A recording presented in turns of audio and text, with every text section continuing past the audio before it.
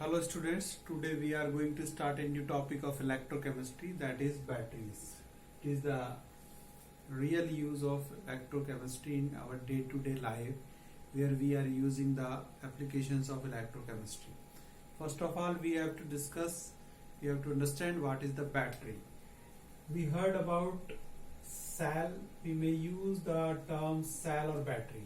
What is cell? Cell is the combination of two electrodes. Which two electrodes? One is cathode and one is anode. If we have one cathode and one anode combination, this device is known as the cell. And if we have more than one means 2, 3, 4 pair of cathode and anode, then we can say this is the batteries. This is known as the batteries. In our day-to-day life, we are using battery in various way. In our car, in our scooty, in our motorcycle, or in our inverter, etc. What is the properties for a battery for our use, for our practical use? Battery किस तरह का होना चाहिए? Number one thing is reasonably light. It should be light. It should be easy to carry. Number two, compact. It should be compact. Third is rechargeable. It should be rechargeable. We want to recharge.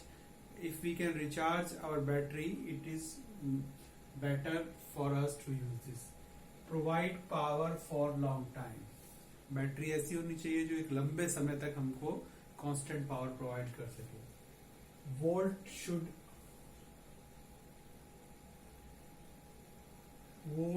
Should not very एप्रिसिबली, और उसका voltage change नहीं होना चाहिए. यानी कि तो light हो, compact हो, रिचार्जेबल हो और लंबे समय तक पावर सप्लाई हमें दे सके. और जब हम यूज कर रहे हैं तो एक वोल्टेज फिक्स मिलना चाहिए, उसके वोल्टेज में चेंज नहीं होना चाहिए. ये एक अच्छी बैटरी की प्रॉपर्टीज होती है. Now we can divide cell into two categories. Number one is primary cell and number two is the secondary cell. One more cell is there, that is the fuse cell. We studied in later. Number one is primary cell. What is primary cell and what is the secondary cell? The basic difference between these two cells is this is used for a short time. Once इसको एक ही बार हम use कर सकते हैं. एक बार use होगा उसके बाद ये खराब हो जाता है. No reuse of this type of cell. Secondary cell ये बार बार यूज कर सकते हैं, यानी इसको हम बार बार रिचार्ज कर सकते हैं और इसको हम रिचार्ज नहीं कर सकते. This is the basic difference between the primary and the secondary cell. First we discuss about the primary cell. There is an example, that is a Lac-Lances cell. Lac-Lances cell is the example of primary cell. The cell potential for this type of cell is 1.5 volt. The potential difference between the two electrodes. Number one, this is the anode and this one is the cathode. What is anode? Zinc. In this cell we have a container of zinc and it's behave like a anode. And an anode, what happened? Here is oxidation happened. And oxidation means release of electrons. So zinc release 2 electron and convert into the zinc plus 2 ion. In this cell we have a zinc container and cathode is made up from the graphite. This is graphite, carbon, graphite. We can write it carbon or we can write it the allotropic form of carbon. Graphite is conductor of electricity. That is why we are using the graphite in this cell. So at cathode, what happening? First of all, we have to understand what is the composition of this cell. इसमें हमें एक zinc का container होता है. उस container को वही anode की तरह वर्क करेगा और इसमें एक ग्रेफाइट यानी कार्बन की रॉड होती है जिसको हम कैथोड की तरह यूज करते हैं. This cathode is surrounded by a powder that is combination of carbon and MnO2 का मिक्सचर होता है जिससे सराउंडेड रहती है. Which cathode that is made up from the graphite. और यहाँ ये जो कैथोड है और कैथोड और एनोड के बीच में पेस्ट भरा होता है that is the mixture of ammonium chloride and zinc chloride. Zinc chloride और अमोनियम क्लोराइड को पेस्ट फॉर्म करके यहाँ भरा होता है और ये एक प्राइमरी सेल का सेटअप है. हम जो देखते हैं हमें उसके ऊपर एक कवर लगा हुआ मिलेगा किसी कंपनी का. अगर आप उसके बॉटम को देखोगे, आजकल तो उस पे स्टील का कवर कर देते तो आपको ग्रेइश कलर नजर आएगा. पुराने सेल अगर देखोगे तो वो जिंक, व्हाइट है सो वो जिंक का कंटेनर है और ऊपर एक कैप लगा होता है. अगर उसको हम तोड़ दें तो देखेंगे ब्लैक कलर की रोड नजर आएगी, वो ग्रेफाइट की रोड है. तो व्हाट हैपन हियर, अब देखिए यहाँ कैथोड पे क्या रिएक्शन हो रहा है. MnO2 plus NH4 plus. NH4 plus कहाँ से आया कि NH4Cl से आया, NH4Cl से आया. तो MnO2 is converted into the MnOOH. What happening here, the oxidation state plus 4 to plus 3, it means it is getting reduced here. This is oxidizing and this is reducing here, and this is known as the manganese third oxyhydroxide. This is known as the manganese third oxyhydroxide. Name of this species is formed. So here is the reduction of MnO2 and here is the oxidation of C. It means at anode oxidation takes place and at cathode reduction takes place. अब देखिए यहाँ क्या है, यहाँ zinc Zn+2 ion बना और यहाँ पर हमारा अमोनिया का फॉर्मेशन हो रहा है. अब दो चीजें बन गई, एक जगह जिंक आयन मिला और ये दोनों मिलकर एक कॉम्प्लेक्स आयन बनाएंगे जिसको ZnNH3 का होल ट्वाइस प्लस 2. ये कॉन्जुगेशन कंपाउंड, इनके बारे में हम बाद में पढ़ेंगे. इसको बोलते हैं जैसे डाईएमीन जिंक प्लस 2 कैटायन. इसका अगर हम नेम देखेंगे आगे हमारे चैप्टर्स में इसके नेमिंग के बारे में, तो इसका मतलब diamine because here is 2NH3 diamine zinc second cation, the name of this species. अब देखिए ये जो सोर्स है इसका वोल्टेज 1.5 है और इसको हम काफी यूज करते हैं, लेकिन इसके कुछ ड्रॉबैक्स हैं. वो ड्रॉबैक क्या है, एक तो इसको एक ही बार यूज कर सकते हैं और दूसरा इसकी एक खास बात और ये है कि अगर हम इसको ना भी यूज करें, अगर हमने इसको बना के रखा है और हमारे पास रखा भी खराब हो जाएगा, उसका रीजन क्या है कि हमने जिंक कंटेनर के अंदर अमोनियम क्लोराइड भर के रखा है. और अमोनियम क्लोराइड है क्या एक्चुअली, अमोनियम क्लोराइड है NH3 और HCl. ये चीज बना ही रहा है, हम देख ही रहे हैं इसको. तो HCl is acidic, we can say this is the acidic in nature. NH4Cl is acidic in nature. अब जिंक के कांटेक्ट में एसिड है तो आप समझ ही सकते हो कि क्या होने वाला है, वो जिंक को खराब करेगा और ये सेल रखे रखे भी खराब हो जाते हैं. Number second cell, primary cell का जो एग्जाम्पल है जो इससे थोड़ा बेटर है, that is the mercury cell. इसका जो वोल्टेज होता है वो होता है 1.35 वोल्ट. और यहाँ पर जो हम इलेक्ट्रोलाइट, देखिए यहाँ हमने इलेक्ट्रोलाइट लिया था NH4Cl एंड ZnCl2. यहाँ पर जो हम इलेक्ट्रोलाइट लेंगे वो KOH एंड ZnO का मिक्सचर लेंगे. This is behave like a electrolyte. Anode zinc amalgam. Amalgam, what is this? Is the alloy of any metal with the mercury. Zinc amalgam. At anode, what is at anode? We know that oxidation takes place. Zinc amalgam hydroxy ion से react करेगा, बनाएगा zinc oxide solid form, water and 2 electron release होंगे यहाँ. What happens on the cathode? Cathode is made up of the HgO mercuric oxide and carbon. तो mercuric oxide क्या करने वाला है, जो इलेक्ट्रॉन रिलीज किए हैं एनोड ने उनको गेन करेगा, वाटर से रिएक्शन करेगा, मरकरी बनाएगा और OH बनाएगा. OH वही है जो यहाँ है. जब हम इसको ओवरऑल रिएक्शन करेंगे, दोनों को ऐड करेंगे तो 2OH से कैंसिल, 2E इससे कैंसिल एंड H2O से कैंसिल. तो we get a overall reaction that is ZnHD plus HgO solid ZnO plus Hg. तो ये ओवरऑल रिएक्शन होती है हमारी मरकरी सेल में. अगर हम इन दोनों सेल्स का कंपैरिजन करें तो दिस सेल इज बेटर. इसका रीजन क्या है, क्योंकि इसका जो सेल पोटेंशियल है ना वो कांस्टेंट रहता है. During the reaction the cell constant remain constant. अब क्वेश्चन आता है ऐसा क्यों रह पाता है, देखिए रीजन क्या है कि जब यहाँ ओवरऑल रिएक्शन को स्टडी करते हैं, इसको स्टडी कीजिए और इसको स्टडी कीजिए, देखिए यहाँ पर किसी भी तरह का कोई आयन फॉर्मेशन नहीं हो रहा है। तो आयन फॉर्मेशन नहीं हो रहा है तो आयन नहीं होने की वजह से आयन जब होते हैं तो उसका कंसंट्रेशन धीरे धीरे डाउन होता है, चेंज होता है, तो वोल्टेज पे फर्क पड़ता है। तो यहाँ आयन का फॉर्मेशन ही नहीं है, इसलिए इसका वोल्टेज सेम रहता है। तो ये इसकी एडवांटेज हो गई मरकरी सेल की over the primary cell, that is the Lagrange cell. तो we studied about the primary cell, two example Lagrange cell and the mercury cell. Now over to move secondary cell. Secondary cells means the cells which can be recharges again and again, and the durability of secondary cell is more than the primary cell.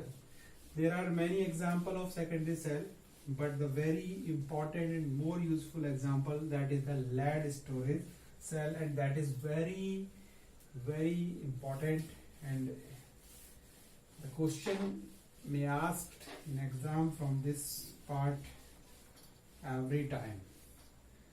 तो the example is lead storage cell. देखिए इसके बारे में हमको समझना है। पहली basic चीज तो यही हो गई कि हम इसको रिचार्ज कर सकते हैं, यानी एक बार यूज करेंगे और फिर इसको रिचार्ज कर सकते हैं।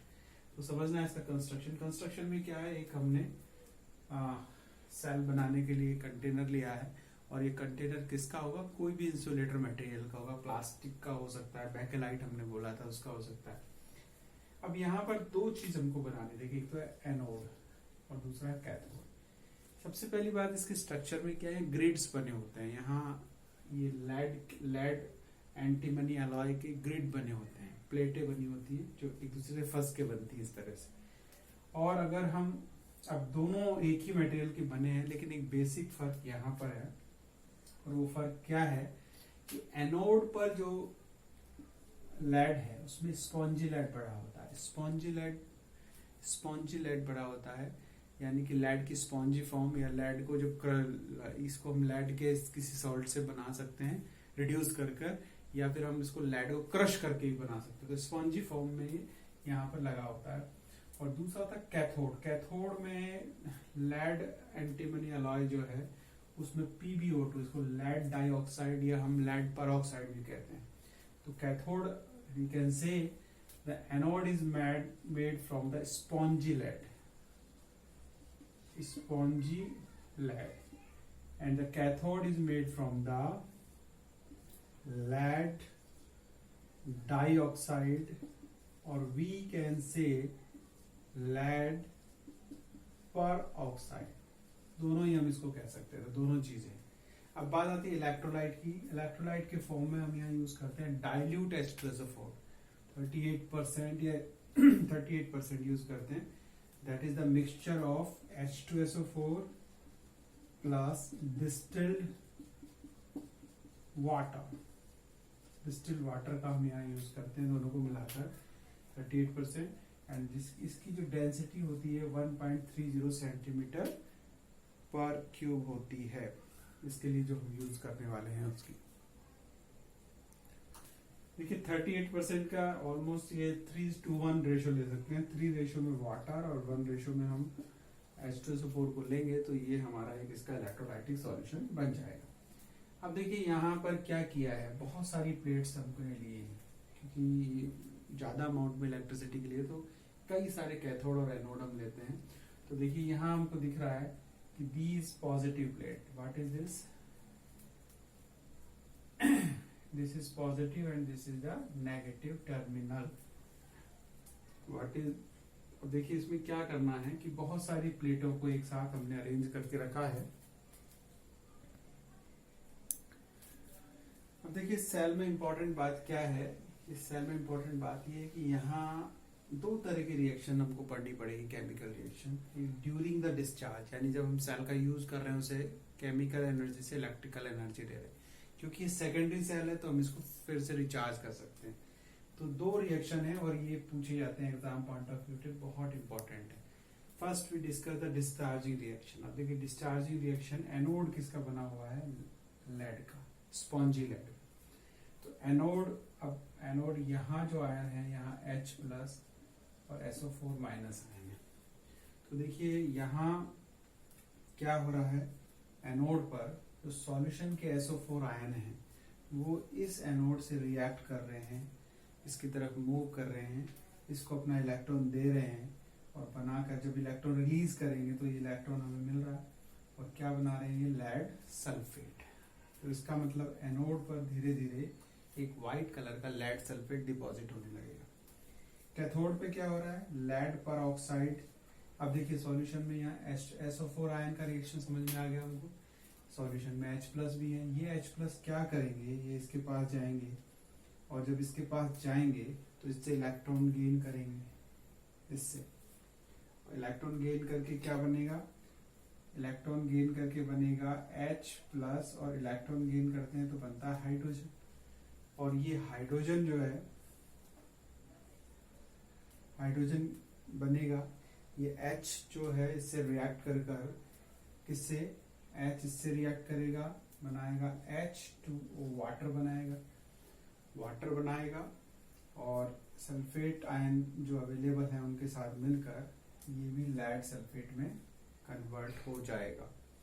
तो इस तरह से ये रिएक्शन होती है और यहाँ पर भी लेड सल्फेट ही बनता है। तो इसका मतलब ये हुआ, जैसे जैसे डिस्चार्ज होता जाएगा सेल, वैसे वैसे दोनों इलेक्ट्रोड्स पर लेड सल्फेट डिपॉजिट होने लगेगा सॉलिड फॉर्म में व्हाइट कलर का। तो ओवरऑल रिएक्शन ये हमारी हो जाएगी।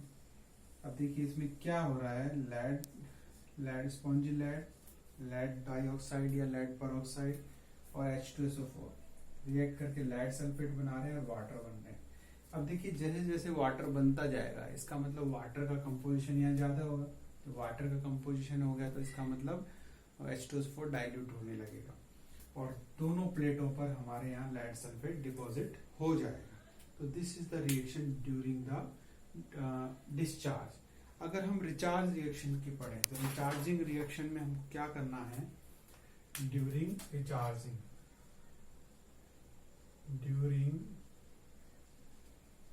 चार्जिंग, देखिए ये यहाँ आप क्या करेंगे, अब हमारे सेल का वोल्टेज खत्म हो गया है और उससे इलेक्ट्रिक मिलना बंद हो गई है। तो अब हम ये क्या करेंगे, रिचार्ज करेंगे। तो हम रिएक्शन से एकदम चेंज हो जाएंगे, cathode anode, cathode become anode and anode become cathode. यहाँ पर हम इसको एक आउटर डीसी सोर्स से जोड़ देंगे और डीसी सोर्स क्या करेगा, पोटेंशियल डिफरेंस करंट क्रिएट करने के लिए रिएक्शन करेगा। तो अभी हमें जो एनोड का रिएक्शन है उसको कैथोड पे हम लिखेंगे कैथोड। तो एनोड का ये रिएक्शन था, उल्टी डायरेक्शन में होने वाली रिएक्शन। PbSO4 प्लस 2 इलेक्ट्रॉन क्या बन रहा था, PbS plus SO4 2 minus H1। ये रिएक्शन होगी। This is during the recharging. ध्यान रखना है कि पेपर में क्या पूछ रहा है, डिस्चार्जिंग पूछ रहा है या रिचार्जिंग पूछ रहा है। जब डिस्चार्जिंग पूछेगा तो प्रोडक्ट में लेड सल्फेट बनना चाहिए। नाउ एनोड पे क्या रिएक्शन होने वाला है, कैथोड रिएक्शन उल्टा लिखना। देखिए PbSO4 solid plus H2O liquid, what is forming, PbO2 solid, SO4 2 minus plus 4H plus 2 electron. अगर हम इसको बैलेंस कर देंगे तो क्या होने वाला है, इससे ये कैंसिल हो जाएगा और क्या बनने वाला है, देखिए दिस इज। तो इसका मतलब हो गया रिएक्शन 2 PbSO4 H2O से क्या बनने वाला है, PbS प्लस PbO2S प्लस ये सब मिलकर H2SO4 बनाएगा 2H2SO4। तो फिर से H2SO4 बन गया, फिर से उसकी कंसंट्रेशन वही हो गई जो हमें सेल के लिए चाहिए थी।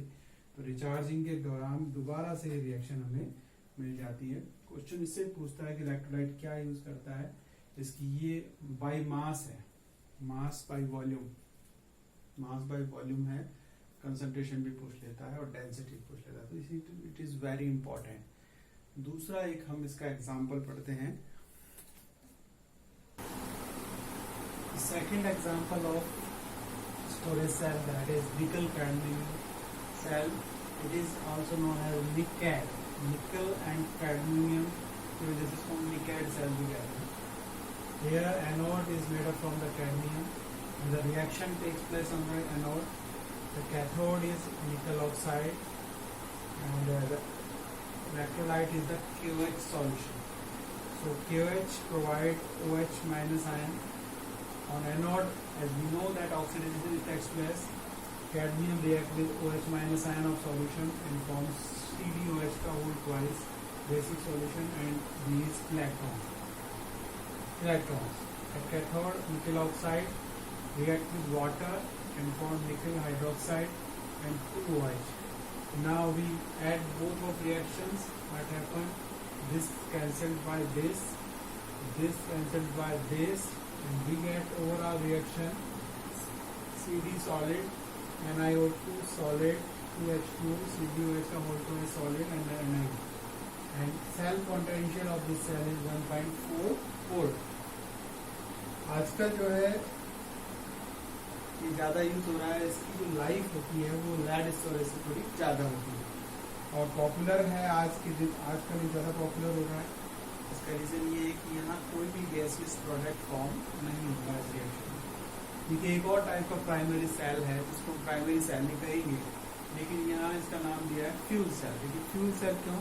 क्योंकि यहाँ पर reactant as a fuel use कर रहे हैं. यहाँ पर हम सीधे फ्यूल से इलेक्ट्रिकल एनर्जी कन्वर्ट कर रहे हैं. अब एक तरीका होता है थर्मल प्लांट, वहाँ भी हम फ्यूल से हीट प्रोड्यूस करते हैं और वो हीट स्टीम, पानी को स्टीम में कन्वर्ट करती है, स्टीम टरबाइन को घुमाता है जिसकी वजह से हमें एनर्जी मिलती है. लेकिन हम यहाँ सीधे फ्यूल से इलेक्ट्रिकल एनर्जी करते हैं. This is that why is known as the fuel cell.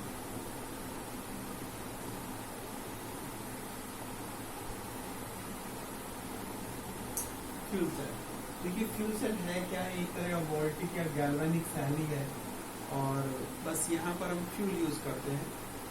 Electrolyte यहाँ यूज करते हैं एक्वस NaOH हाइड्रोक्साइड्स का सॉल्यूशन, और as a fuel we can use hydrogen, methane, ethanol, carbon monoxide, propane etcetera we can use as a fuel. देखिए in general जो हम आज यहाँ जो पढ़ने वाले हैं वो हम सेल यूज कर रहे हैं जिसमें hydrogen as a fuel use किया जाएगा. तो यहाँ पर देखिए सेटअप है, एक सेल का सेटअप है. यहाँ 2 इलेक्ट्रोड्स हमने लगाए हैं और उनके बीच में हमने एक्वस के NaOH या KOH का सॉल्यूशन भर दिया.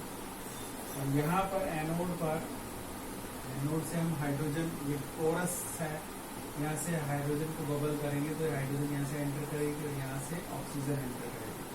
तो हाइड्रोजन क्या करेगा? इस OH से रिएक्शन कर वाटर बनाएगा और इलेक्ट्रॉन रिलीज करेगा. At anode reaction takes place. At cathode oxygen water से रिएक्ट कर OH बनाएगा और इस तरह से रिएक्शन होगी. ओवरऑल रिएक्शन में this cancel by this and this cancel by this and this is 2. Overall reaction is 2H2 gas plus O2 2H2. तो ये ओवरऑल रिएक्शन है. अब देखिए इसमें मेन एडवांटेज क्या है, इसमें क्वेश्चन पूछा जाता है. अपोलो स्पेस शटल जो था उसमें इस सेल का यूज किया जाता है. देखिए रीजन क्या है? क्योंकि यहाँ इम्पोर्टेंट चीज है प्रोडक्ट. जो प्रोडक्ट बन रहा है दैट इज वाटर वेपर.